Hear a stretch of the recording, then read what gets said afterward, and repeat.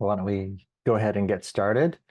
Good morning and good afternoon. Thank you all for joining us either live or via the recordings that are made available. We're really glad to see you here. Just to remind you why we're doing these, understanding and treating brain injury is a gigantic mission, and our goal as a company is to help clinicians and researchers in that mission. These webinars are an extension of that goal. We want to educate, provide tools. These webinars are designed to serve as kind of tutorials and provide cases and examples of people solving big issues in TBI and in traumatic brain injury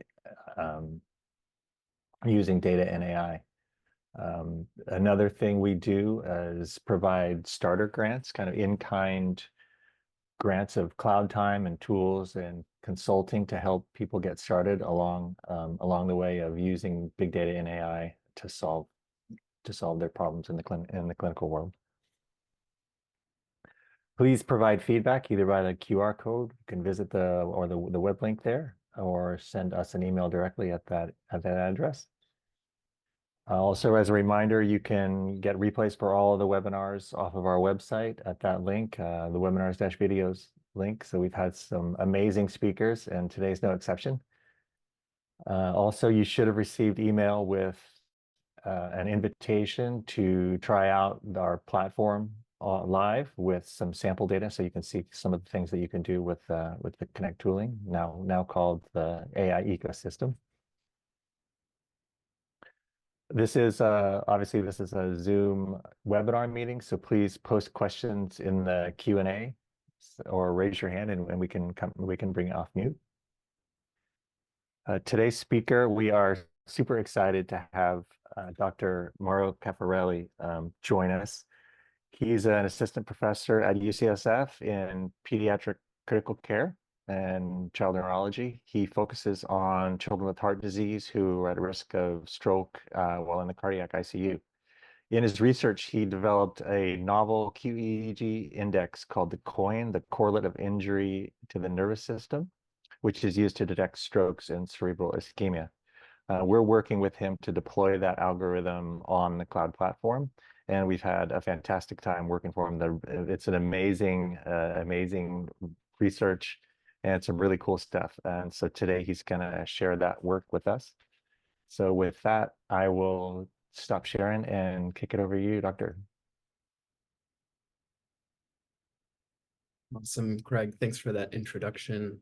I'm going to go ahead and put my slides up. And in the meantime, just so echo that I'm really excited to be here and really excited for this collaboration. And of course, really excited to share some of the work that we've been doing, and hoping to find, folks who'd be interested in trying this out on the Connect platform once we have it up and running. So can you see my slide here? Yes. Okay, great. All right, so as Craig mentioned, we've been working on quantitative EEG index for stroke and ischemia detection called COIN. It stands for Correlate of Injury to the Nervous System. And we're super excited to get this off the ground here. So just a quick disclosure, we do have a patent filed using COIN, or discussing COIN as a use for stroke detection with EEG. It's not licensed, so we don't have any financial agreements or relationships related to this work. So some of the objectives that we're going to go over with this talk, we're going to talk about our research mission, the so what. We'll do a brief overview of known and kind of well-socialized EEG markers of cerebral ischemia. We'll introduce the COIN index, and we'll kind of summarily go through the some of the preliminary data that we have around diagnostic accuracy and stroke recognition, determination of stroke volume, determination of the time of stroke onset using COIN, recognition of transient cerebral ischemia with COIN, and then some of the future directions, which of course are going to be heavily involved with the partnership that we're announcing with this talk today. So our mission and kind of what drives me clinically, as Craig mentioned, I work in the pediatric ICU at UCSF, I did my training here, and in our division we have the general pediatric ICU and the cardiac ICU, which are together. We rotate through both, and what I found kind of in the course of my training as a child neurologist and then as an intensivist is that the recognition of stroke in children who are especially on ECMO, but in generally just intubated without a good neurologic exam is very challenging, especially for the young kids where they need a lot of sedation. We can't really have them awake and interactive on ECMO as we might be able to do with adults. And so oftentimes when these patients do have strokes, it's not recognized until it's really too late for any meaningful intervention. And even if there's a sense that for a large vessel occlusion, for example, if it may have happened recently, because there's not a good way to ascertain a last seen normal, then it kind of takes away the ability to really offer any meaningful intervention in terms of hyperacute stroke treatments. So our goal is to really facilitate non-expert EEG stroke detection in the ICU and during surgery, allow people at the bedside who aren't trained in EEG to be able to see and recognize when there's been a change suggestive of either an ischemic or hemorrhagic stroke. So we want to be able to recognize strokes in real time, and in doing so, that would actually allow an augmentation of the rates of stroke treatment in hospitalized patients. And then kind of the prophetic vision here is to be able to completely eliminate the burden of untreated in-hospital stroke. So how much of a problem really is in-hospital stroke? Well, it's actually quite large. So in the general literature, we find that about 70,000 in-hospital strokes occur per year in the United States, and about half of these are associated with a procedure of the heart or neck, which is important because it means that in a way you can actually predict when the stroke is liable to occur, and you can theoretically identify it in the moment that it happens. And I like to have this here because this is, in contrast to 30,000 diagnoses per year of a malignant brain tumor. And so, it's actually kind of, in terms of the scope of the problem, it's equivalent in terms of the numbers. And we know that the mortality with in-hospital strokes, the 1, 5, and 10-year mortality with in-hospital strokes is actually quite high, and somehow kind of in parallel with the mortality of malignant brain tumors per year. So it's a big problem. Delay in stroke diagnosis in this setting is quite pervasive, and sometimes it's hours or even days until the stroke is recognized. Intubation in these patients is associated with longer delays, and that's not surprising because if you can't examine the patient, you can't really recognize that the stroke has happened. And then in-hospital strokes are treated actually much less often than strokes that occur out of the hospital, which is a little bit shocking when you think about it, but because these patients, the strokes are happening in a monitored environment. But it remains the case that because it's difficult to examine and recognize focal neurologic abnormalities, you actually lose your ability to recognize stroke on time. So the thought here is that if we have, if you have a patient in the operating room and you want to, monitor them for a hypoxemic cardiac arrest, you can do something as mundane as a pulse ox. So why not be able to set up a system that's about as mundane as that for EEG monitoring for ischemia in high-risk cases or in the ICU. And then I like to just highlight this case, just a case that we had here several years ago. It's a 12-year-old girl with congenital heart disease. She had undergone kind of a number of, very large high-risk surgeries, including an open heart repair and 2 mitral and aortic valve replacement events. And sort of despite all of this, at the age of 12, she was a straight-A student, completely neurologically intact, doing really, really well. And then she came in for a routine heart catheterization, kind of just to diagnose and check pressures. And she unfortunately had a stroke during that catheterization. So she was intubated at around 9:30 in that morning. It was a fairly long case. She was admitted to the ICU for monitoring in the afternoon.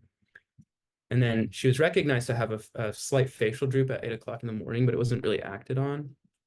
And then at 5:30 in the morning, she woke up with aphasia, gaze deviation, just a full-on stroke syndrome. She ended up having a large left MCA occlusion, and then she died within the year after that. Of course, as we had talked about, the thought is that if this stroke could have been recognized during the heart catheterization, actually there are some case reports of strokes during heart catheterizations where the angiographer will actually recognize this, will shoot contrast, and they'll even do the embolectomy themselves minutes after the occlusion has occurred. The rationale for EEG monitoring in cerebral ischemia is really well described in the literature. Jan Klassen has done a lot of this work for many, many years. And what you sort of see is in the progression of loss of cerebral blood flow, you go from having, a relative, what we would consider a healthy frequency admixture of higher frequencies here. And then as you start to lose perfusion, you lose your higher frequency composition. You get a little bit of an augmentation of theta, which turns into an augmentation of delta, which is a lower frequency range. And then as you sort of flip from the ischemic to the infarct threshold, you actually will end up having just complete suppression of the EEG. One of the indices that's really commonly used to recognize ischemia is what's called the alpha delta power ratio, which is where you take the power band, you do a Fourier transform to get your spectrographic decomposition of the waveform. You get the power of the alpha band, you divide it by the power of the delta band. And so as your alpha power goes down and your delta power goes up, you should have a drop in your alpha delta power ratio. And that is used actually quite commonly in subarachnoid hemorrhage to try to recognize delayed cerebral ischemia in those patients.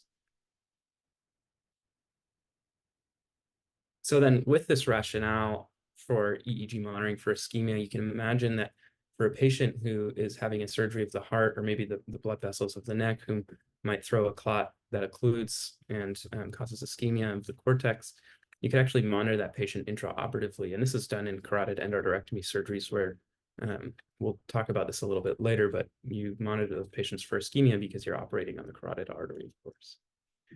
Now for an electroencephalographer or neurophysiologist, they'll look in EEG like this, and as the time passes, they'll notice a change in the left-sided channels here. It somehow flattens out. You have loss of your alpha power, but for someone who's not an epileptologist or a trained neurophysiologist, recognizing that change might not be so clear, and certainly being able to interpret what the clinical meaning of that change is also kind of lost for people. So this is what COIN does, and we'll kind of go into what each panel is, but the idea is that it somehow recognizes the presence of focal loss of power in any given channel. So you'll see the channels here kind of along the bottom, and then here are the power bands from 4 to 16 hertz.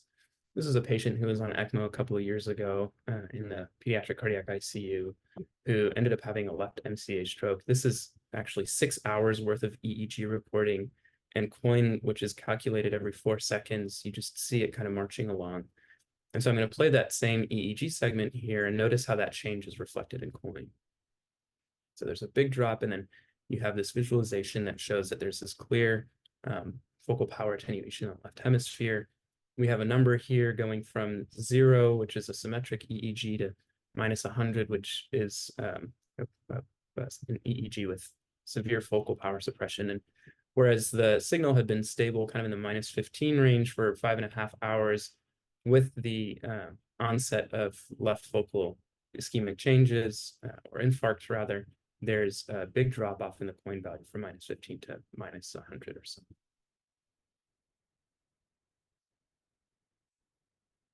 So as we mentioned, there's, this display of it has these 4 panels: raw EEG, the COIN values per frequency band. So in each channel, you can see, so if each column is a channel, each row is a power band. These are sort of a dimensionless number that indicates how deep the focal voltage suppression is. Each channel gets mapped onto a head display to give you the head display here, and then channels that have negative values are added to read out this number, which is calculated every 4 seconds.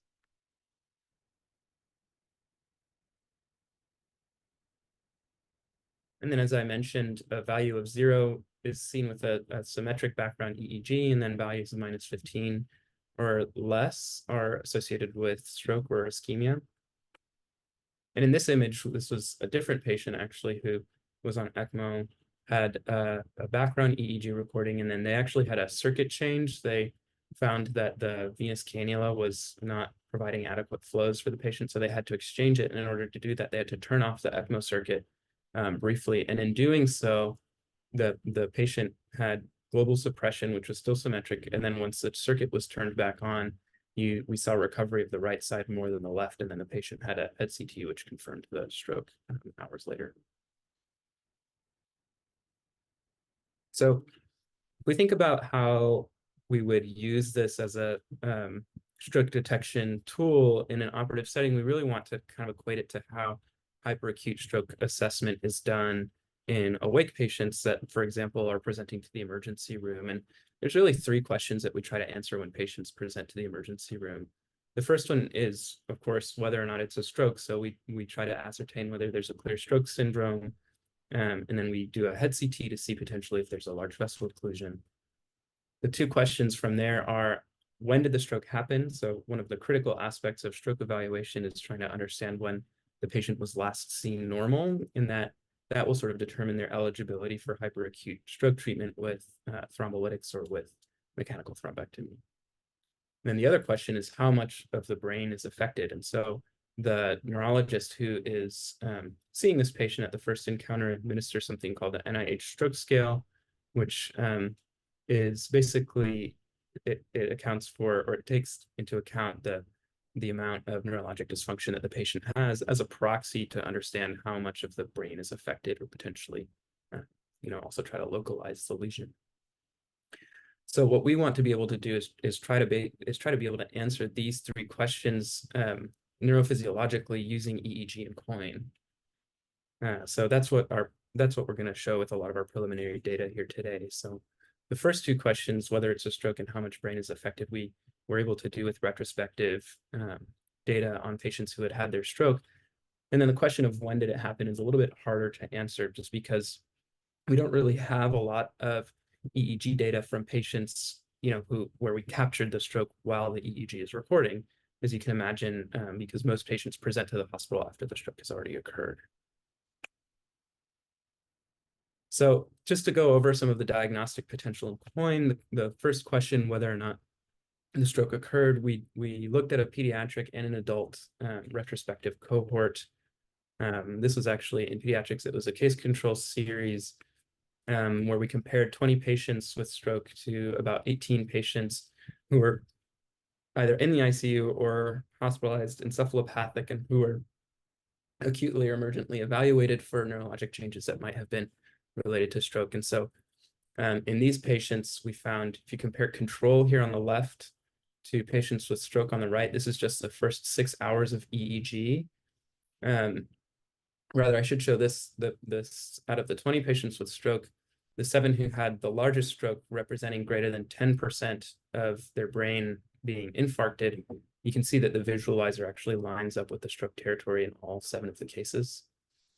And then when we took all 20 patients with stroke and we compared them to a handful of patients who were encephalopathic, assessed for acute neurologic changes, but ended up not having stroke, we were able to find that there was a significant difference between the two. If you look at the coin values, and then you really just compare patients who have 5% or more of their brain infarcted to patients who don't have infarcts, we found that a coin threshold of -18 was 92% sensitive and 93% specific for stroke in those patients. And then a threshold of 20 was actually 83% sensitive and 88% specific when you're comparing strokes that are greater than 5% to strokes that are less than 5%. So in a way, we're starting to get a sense that, bigger strokes are going to have larger coin values. And you can, you can see that there's a line here that you could extrapolate and potentially fit to the data. We opted not to do that for this because it was a case control series, and so we just didn't want to kind of introduce that level of bias. But we did sort of recognize that this is an important topic for future study. This is just showing that chart again. You can somehow see that patients who have larger strokes tend to have more negative or larger coin values.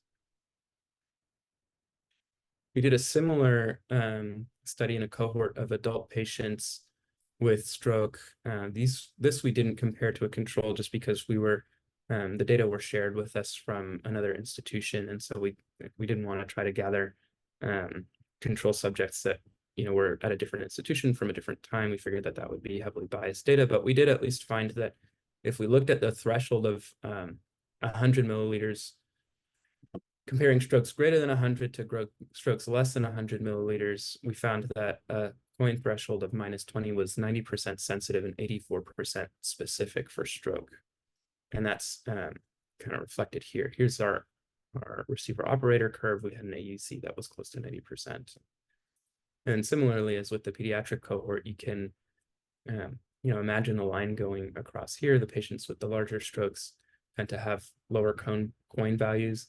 The patients with the very, very large strokes we found were actually so heavily sedated, or some of them were even starting to herniate, that they lost asymmetry in their EEG as it was becoming more globally suppressed. But because this is a retrospective cohort, we didn't want to kind of look too deeply into that association. We simply just said that if your coin value is below -20, then that suggested that you're at risk of having a large stroke. The cutoff of 100 milliliters is important just because for mechanical thrombectomy, and a lot of the trials for benefit of mechanical thrombectomy indicated that a mismatch or a volume of penumbric tissue greater than 100 milliliters was one of the criteria that they used to actually select patients for mechanical thrombectomy. So this was interesting and exciting for us. So then the third question here of when did it happen, we're starting to chip away at this, and we are kind of working on designing some studies to try to answer this. But for now, what we really have are a handful of cases that we've looked at and that have been really exciting for us. So this is, I'm going to show two cases of children who actually had hemorrhagic injuries. One of them was during ECMO and one of them not during ECMO. Both of these patients were started on EEG. This patient had a cardiac arrest and started on ECMO.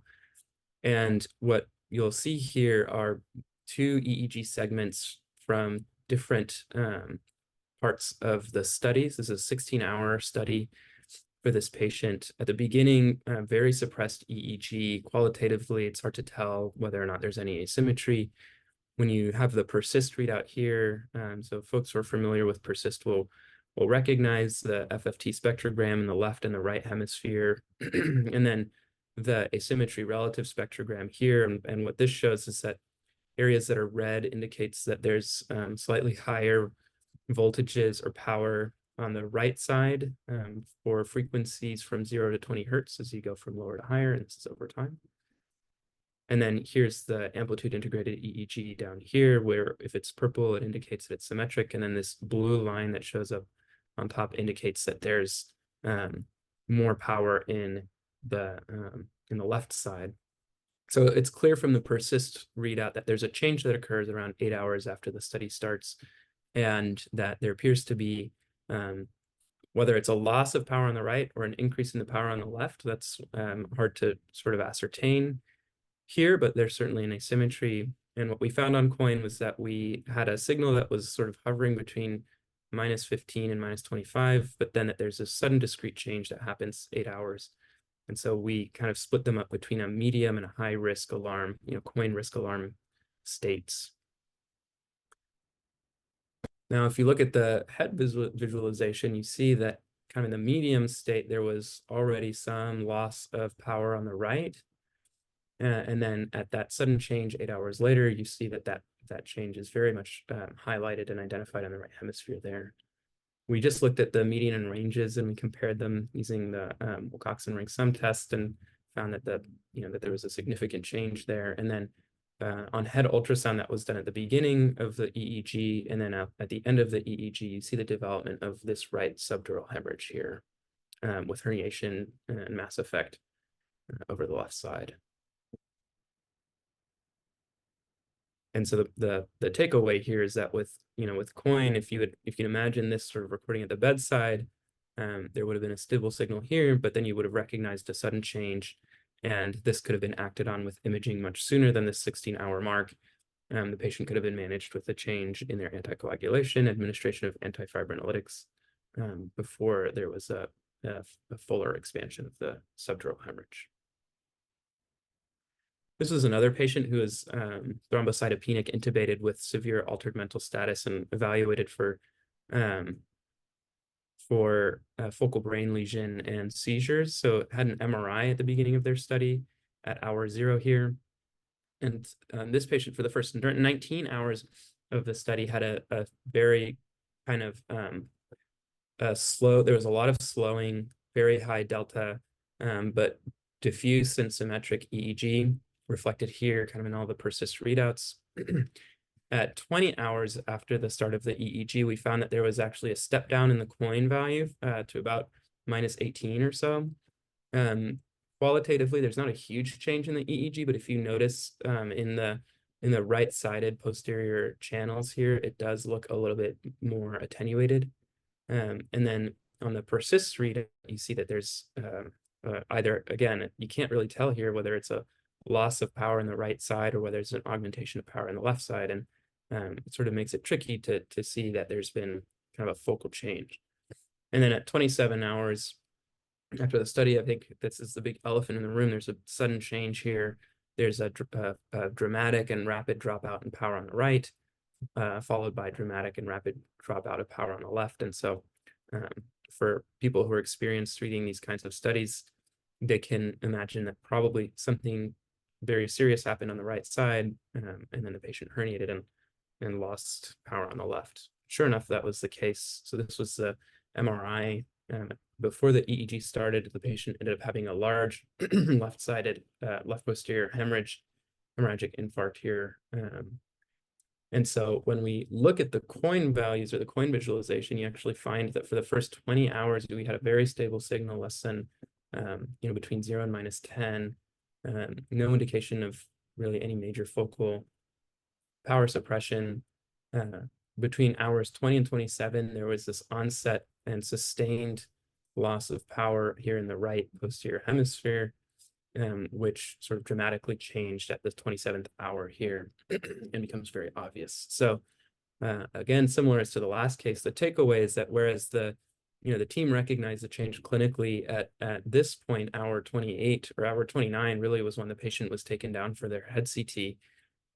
With the implementation of coin for this patient at bedside, the focal change could theoretically have been noticed 9 hours sooner and acted on much earlier before the patient developed this catastrophic bleed. So some of the work that we're looking at now, of course, it's very hard to capture strokes that happen while patients are recorded on EEG. These happen to be two very kind of rare, insightful cases that we had over the year. But, as I mentioned, we had these patients on ECMO, and this is really an ideal population to try to recognize strokes that happen in real time. So we mentioned ECMO before. This is a heart-lung bypass machine that's used in patients who have terminal heart failure or respiratory failure. And for these patients, the risk of stroke is actually 13% overall, which is, as you can imagine, quite high. But the challenge is that for a lot of these patients, they're actually recorded, or they might have ECMO runs that are many days, and in some cases, many weeks or a couple of months long. And so trying to figure out when they're liable to have a stroke is actually a challenging question. And then, the other issue is that when they have a stroke, it's really not recognized until they develop kind of end-stage herniation physiology, at which point the question is really whether or not to withdraw care on the patient. My vision is to try to change that a little bit. And, what I want to be able to do is be able to recognize the stroke in real time. So this is another kind of case control of 16 patients that we had on venous arterial ECMO here at our children's hospital. These are 8 patients who had stroke in the top, 8 patients who didn't have stroke. And what we're looking at are their coin values kind of calculated up to 4.5 days after the beginning of their EEG start. And the coin values here are on gradient from 0 to -100. And then we kind of blocked them off into 3 ranges, what we would think of as a low, medium, and high risk ranges: 0 to -20, -20 to -30, and then -30 to -100. These magenta lines are actually when the patient was cannulated. The solid lines are when the patient was cannulated, and the dashed lines are when the patient had a circuit change. And sort of the convenient aspect of these patients is that you can actually, in many cases, have a baseline recording before and after the event, whether it's the stroke that's seen here or the cannulation or circuit change that happens. And so in several of these cases, what you'll notice is that the patients actually have a period of green, so their coin value is between 0 and -20 that flips over to a period of red. And then if you look at the patients who did have stroke compared to the patients who didn't have stroke, you see that there's just clearly long continuous swaths of red or yellow, whereas in the patients who didn't have stroke, it's mostly green. With this patient had some yellow here, and then the patients who had kind of intermittent spikes in red all actually had seizures, or most of them had seizures, and so we're actually going to be looking at how seizures affect coin as well. But the goal is to be able to actually recognize the stroke onset using coin. This is just blowing up that panel to show where we think the stroke might have happened in a handful of these cases. So we're going to be taking a closer look at that, and we'll talk about this a little bit later, but one of the aspects of this project that's going to be really helpful is correlating the EEG data with the blood pressure data and having them time synchronized, and that's one of the things we're hoping to do with our partnership. All right. Shifting gears here for a little bit, I'm going to talk about coin for ischemia detection. For folks who follow a lot of the EEG markers of ischemia literature, they're going to be very familiar with this image, but otherwise it's a little bit confusing. So what it demonstrates here, again, we're looking at cerebral blood flow on the vertical axis, where it goes from higher or normal cerebral blood flow down to the lower or abnormal cerebral blood flow. And what it indicates here is that if you have a complete loss of cerebral blood flow to any area of the brain, you have about 30 minutes before that tissue will convert to infarct or irreversible brain injury. If the patient has 10 mLs of blood flow for every 100 grams of brain tissue per minute, then they have about an hour. And then with 20, you have about 120 minutes. So that's kind of indicated here. Now, the important thing to recognize is that as the blood flow drops below 20, that's actually when you start to see the changes in your EEG. And what that means is that with changes in EEG, you actually have about a 2-hour period of time during which you can potentially reverse the ischemic changes and rescue the brain tissue. So whether this could serve as an early warning for ischemia and reversibility is kind of one of the main questions here. So apart from whether or not you could select a patient for mechanical thrombectomy, are there things that you could do in real time to actually be able to provide cerebral neuroprotection in the face of inadequate perfusion? So really a really great model to study this, and where a lot of this literature was first described is in carotid endarterectomy. So in this procedure, patients have a plaque in the carotid artery, it's clamped, and the plaque is removed. Now, because you risk shutting off blood flow to the brain, it's really common for these patients to actually have intraoperative EEG recording for any unilateral ischemic changes at the time of carotid clamping. And so a neurophysiologist is actually monitoring the EEG to see if there are changes, and if changes are seen, that will actually indicate to the surgeon that they should put what's called a shunt here. And so the practice is called selective shunting. So you're shunting based on whether or not there are ischemic changes that occur with clamping of the carotid artery. We know that the likelihood of postoperative stroke is 3 times higher in patients who have EEG changes, so it's actually really important to monitor these patients. We've been working with some of our collaborators to actually analyze some of the intraoperative carotid endarterectomy data with coin. And so this is just from one of the patients we had. We did a pilot of 10 patients, 5 who had changes seen and 5 who didn't. And if you calculate out the coin, you see the blue line is where the neurophysiologist saw a change, and then the black indicates where the coin changed. And so you can see that there's this large transient deflection in coin that occurs with the change seen by the neurophysiologist. Now, to try to kind of come up with a little bit more of an automated system to recognize this, what we did was we applied a 2-minute moving average and a 20-minute moving average to those data. And you can actually see that you can just subtract the 2-minute moving average from the 20-minute moving average to get this large downward deflection here. And so we did that across all 10 patients that were given to us as a pilot. These pink boxes indicate where the changes were seen by the neurophysiologist. And then these yellow bars, these blue to yellow bars indicate where changes were detected by Coin if you just look at the difference between the two moving averages.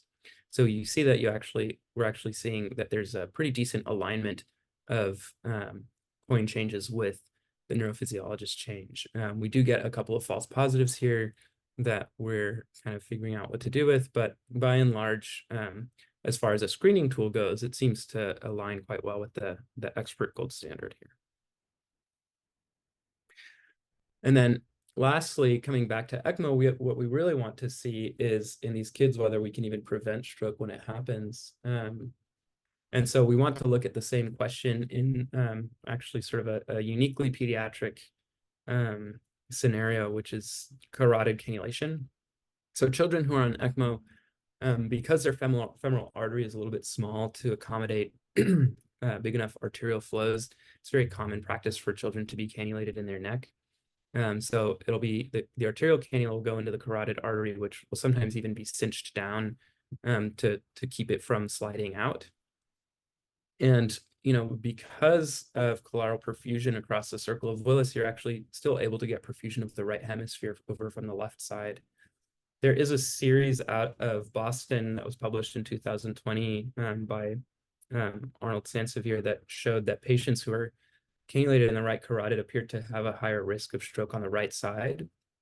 And so the question is whether it's feasible to think that that's a thromboembolic event or whether it could be possible that you actually just have more of a hyperperfusion phenomenon due to the fact that you're completely dependent on collateral perfusion from the left side. So this is just showing if you clamp off the right ICA, you're dependent on collateral perfusion from the basilar artery and the left ICA in order to perfuse the right side of the brain. So we're going to be looking at this question, and just kind of conveniently, a couple of weeks ago, I took care of this patient who kind of met this exact scenario. So was cannulated for heart failure. And on the EEG, folks, again, who are familiar with persist will recognize that this patient had loss of the higher frequencies on the right side and then augmentation of the lower frequencies on the right side. So the alpha delta ratio was decreased on the right compared to the left. And so that suggested to our consulting neurology team that the patient may have had an infarct on the right side. Now, we actually ended up getting a head CT for that patient, which was normal. I'll show that in a moment. And we were all a little bit surprised just because based on kind of what we would have expected from the literature, we would have thought that there would have been ischemic changes on the right side. But sure enough, it wasn't quite there, right? If you go back to this to this slide, our guess was that the patient was sort of floating in this zone here and maybe kind of flipping back and forth. And interestingly, they were actually, they had those changes for several days and they never actually developed an infarct of their brain. So we were curious to see how this would look if we ran it on Coin. And so this is what that Coin, the Coin value looks like over these 2 days of recording. Here there is a period. It actually took us 6 hours to get the head CT because of the, just how delicate these kids are with their cannulation. We had to be really, really careful. But we did find that the Coin value actually, even though it was kind of getting to the -10 to -15 range, it never went below -20, and this patient never ended up having an infarct. You do see that in areas where you have a little bit more dropout of the higher frequencies, that we have a little bit more of a drop in the Coin value. So there is some correlation alignment there that we're noticing. And then these are just the head displays kind of progressively throughout the day, just showing that, the Coin display does also pick up that there's loss of the higher frequencies on the right side more so than the left. And so we see that kind of reflected here. There's the head CT for the patient, which shows, of course, no infarct on the right side. And then the follow-up MRI after the patient was decannulated actually ended up having a very good neurologic outcome, just a little tiny punctate thalamic injury there.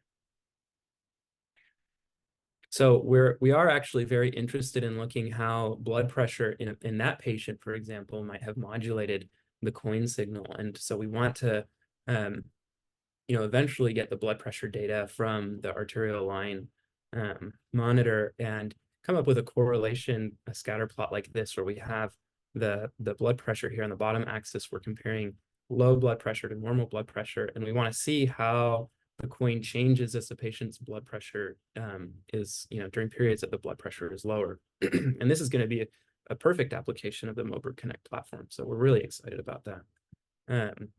This is just, how we plan to kind of look at some of these changes more kind of quantitatively, modeling out what we expect to see. So we're really excited to get this project off the ground. But then for this patient, it sort of brings up, what is the ischemia infarct threshold? And there's nothing really in the literature to really describe how we should go about doing that. And in this case, we were all very concerned that the patient had an infarct, and so much so that we actually kind of underwent the risk of imaging him in order to be able to diagnose what we thought was a stroke, but ended up not being there at all. So this is one of the areas where I feel that kind of our current standard of quantitative EEG metrics for ischemia and infarct fall a little bit short, in the sense of like, what are some of the diagnostic thresholds that we can use to differentiate between ischemia and infarct. So I'm really excited to kind of get this project off the ground again. This was the study I showed at the beginning, where we actually saw this patient did have a little bit of loss of power in the left side. And so was this patient medium risk? Did they have a drop in blood pressure here? And then can we use coin to say that, once it crosses a certain line, it's a little bit more likely for that patient to have developed an infarct. So coming soon, we're going to get coin on Moberg Connect, as Ethan mentioned, and as Craig mentioned, really excited for that. We're kind of working on some of the coding now, and hopefully in the next couple of months, we'll be able to have that available for folks. So the goal here is to be able to just simply calculate coin using historical multimodal data, to be able to correlate coin with other monitoring and qEEG modalities, and then really be able to just run coin on data already kind of on the Connect platform. And as with all of the other quantitative EEG features that are available, it should be fairly quick and straightforward to be able to see. So if folks are on the MCP and already have patient data that they think would be, interesting to kind of assess with coin, we should be able to get that for you here pretty soon. And then I'm also excited to announce a partnership with PEDQuest, stands for the Pediatric Quantitative EEG Strategic Task Force. Julia Benedetti and Craig Press at Michigan and Chopper are kind of the co-founders of this group, and then Dana Harar is the scientific chair. They received infrastructure funding from the Pediatric Epilepsy Research Foundation to develop this consortium and repository of EEG data, which we're going to be looking at. We got another grant from PERF to focus on the quantitative EEG markers of stroke and cerebral ischemia during pediatric ECMO. So some of the work that I described here just now. And then one of our goals is to actually start developing AI approaches to real-time stroke detection in anesthetized children. And we think, again, sort of this partnership with Moberg is going to be perfect for that. And then we eventually hope to expand to other high stroke risk scenarios in children's and adults, such as cardiac catheterization, cardiac surgery, and any other kind of clinical situation where, we have patients monitored in the ICU who are at risk of developing stroke, and we want to try to protect and prevent that from happening. So thanks. These are my mentors, Ed Amorim, who actually gave a webinar, I think, a couple of months ago, and then Christine Fox, who's a vascular neurologist here at UCSF. Both of them have been really generous with their time and really thoughtful with their feedback with all this work. And then with that, I want to open it up to questions. Here's my email for anyone interested. And then here's another QR code for a quick 2-minute survey. I'm just curious and collecting some data from folks about kind of practices and around stroke monitoring and stroke recognition in their ICUs. So thanks for your time and thanks for joining us.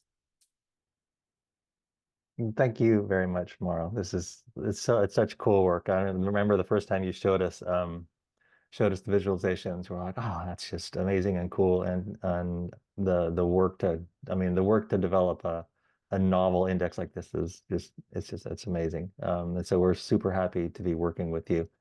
Um, we would just remind people, if you have questions, pop them into the Q&A.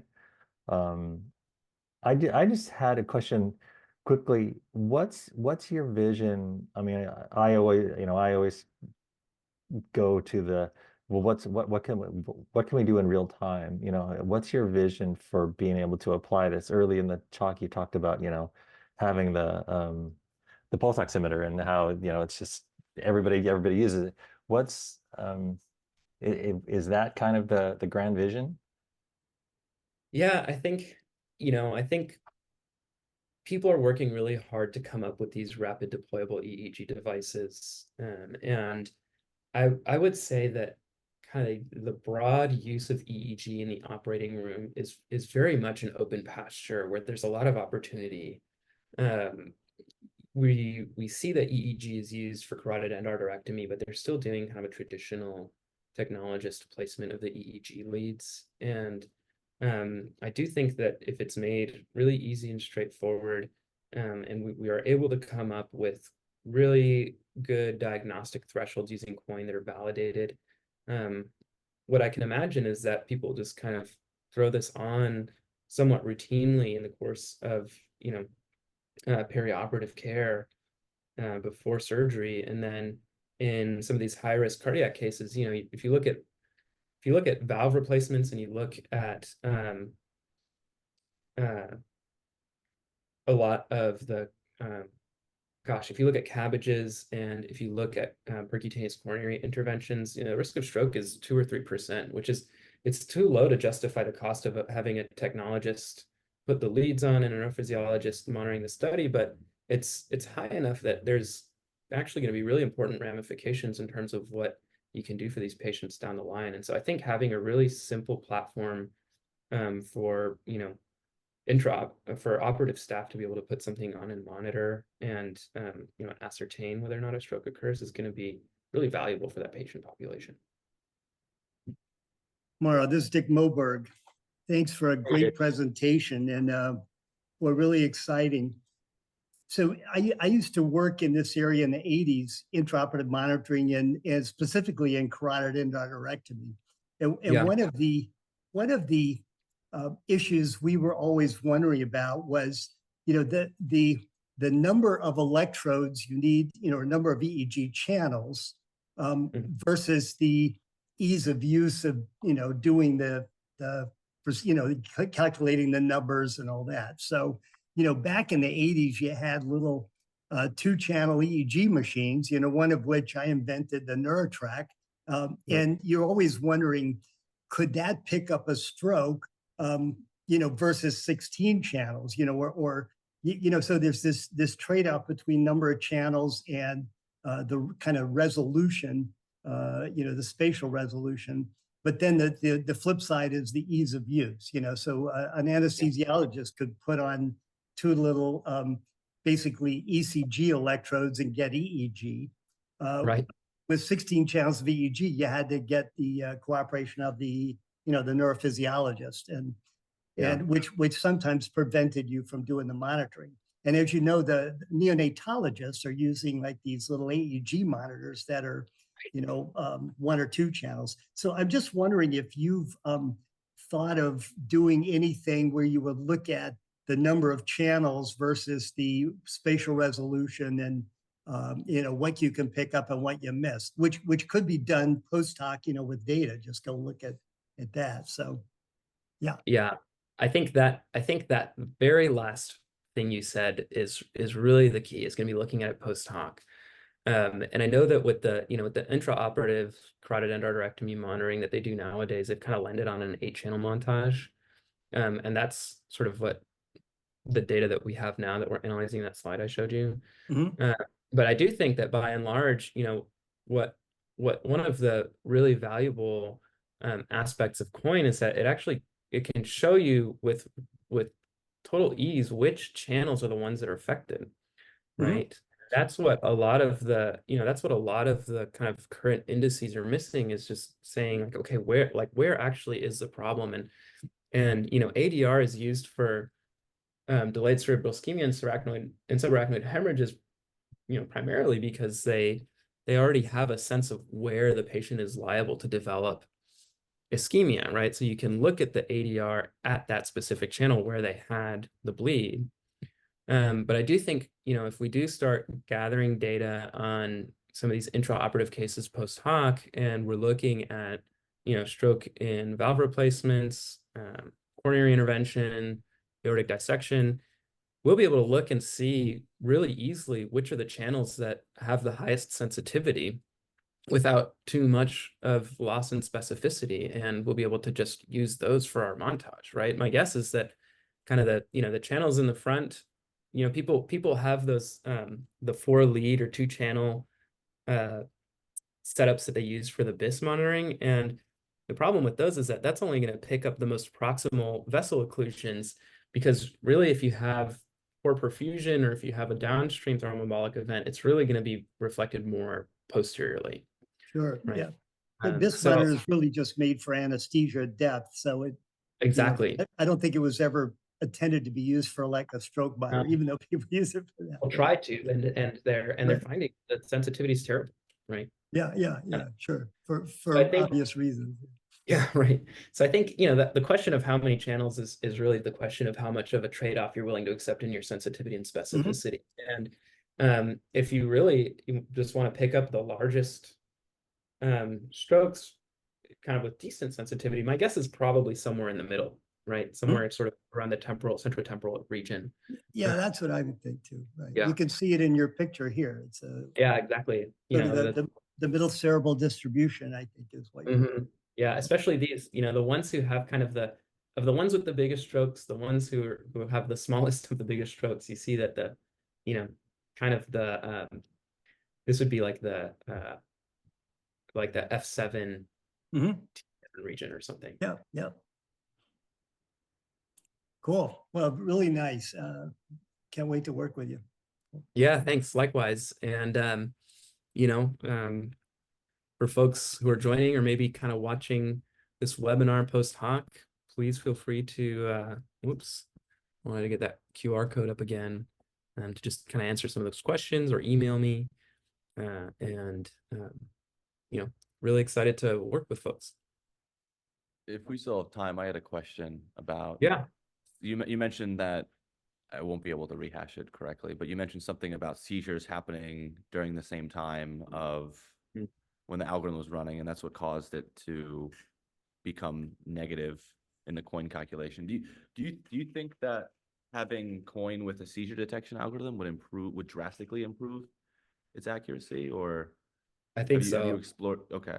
That's actually one of the questions we're hoping to answer with our project with PedQuest. We're going to look at this expanded cohort. So this is, Ethan, what I think you were alluding to here is that the stars indicate the patients that had seizures, and I don't actually know because we haven't gone to review all of the data, but some of these kids can see sort of continuously in the interictal spectrum, and then some of them will just have discrete seizures that are treated and aborted. But yeah, our plan is actually to have, to run the data through an automated seizure detection algorithm to be able to label the data that have seizures, or the epics that have seizures, and then kind of run it through coin and either have it kind of ignore seizures, right, and say you can't really trust coin because it's not specific with seizures, but at least it can let the team know that there's seizures going on and they might want to do something about that. And then see whether kind of the exclusion of epics with seizures actually results in better sensitivity and specificity of coin. One of the ways we're planning to analyze this is actually using a random forest classifier, where we're going to have it kind of analyze large chunks, maybe 2 or 3 hours of data at a time over a sliding window. And so have it somehow be less sensitive to these brief transient changes in the coin value, and be, and only be sensitive to these sustained drop-offs in the coin value. Thank you. Are there any other features besides coin and seizures that could be used in conjunction to improve this accuracy or yeah. Yeah, I think we are going to be looking at the other quantitative EEG features that we usually think of and having it kind of analyze those in conjunction with coin as we start looking at more kind of algorithmically driven stroke recognition with coin as a feature rather than coin by itself. And for that, we're hoping that we'll be able to get even better sensitivity, specificity, and accuracy. So that's a goal there for sure. And then the other thing is we want to see how, with this question of blood pressure modulation, we want to see how kind of vital sign abnormalities modulate the EEG and in turn modulate the coin signal as well. And so we want to see whether that offers any additional, additional layers of diagnostic accuracy to the overall model. Cool. What about heart rate variability as a correlate? Have you thought about that at all? I mean, that is interesting to bring up and think about. That I think kind of with my experience as an intensivist, it might get a little bit tricky. I know that there's been some literature in terms of that as kind of a marker of overall neurologic health, and I think of it as sort of a marker of brainstem function. mm-hmm. And it basically, I think, is a measure of how you have kind of how strong is your feedback loop between your baroreceptors and your heart rate, right? So if you have variability in your blood pressure, which is very common in the pediatric ICU, whether that translates to variability in your heart rate. Mm-hmm. And that can be really tricky because there's going to be a lot of overlay of sedative medications that are used. Precedex, dexmedetomidine is an alpha-2 agonist that has become extremely popular in the last, 8 to 10 years. Mm-hmm. And that tends to kind of slow down the heart rate and prevent kind of responsive tachycardias or reflexive tachycardias to drop in blood pressure. But it would be a great question. And I think, kind of the sky's the limit in terms of what you can look at, especially I think with a platform like MCP, it makes it really easy. Cool. Hey, there was a question in the chat. Ischemia causes spikes, not seizures. So that's another risk of not calculating coin. So how to address that problem? Yeah, well, it'll be interesting to look at there, just as there's algorithmic seizure detection, there are also algorithmic spike detection pipelines that we'll be able to apply to this data set. And so we'll be able to look at that question at spike burden and how that affects the coin calculation. Spikes, I would say, if you have sort of these rare or even occasional spikes that are occurring maybe once or a couple times a minute, for example, it's not clear how much a single spike would affect the spectrogram, the spectrographic decomposition for a 4-second epoch of data. And so my guess is that it would be that coin might be sort of blind or agnostic to infrequent spikes, but we'll have to see. And I think that'll be an important question to answer. Cool. Well, thank you again for coming on. If there's no more questions, this is advancing this work and helping with this work is exactly, one of the core missions of our company, and one of the things that drive us, and that's driven Dick Moberg for decades to do this and excites everybody at our company. So the chance to help advance this work and get it out there and get other people working with it, and it's why we're here. So this is our super exciting use case. So Right. thanks for coming on and sharing it with us, and thanks for working with us. More importantly, of course, awesome. Yeah, thank you. It's been a joy. Cool. Thanks, Mauro. Thanks again. All right. Take Thanks. care. Bye. Bye, everybody.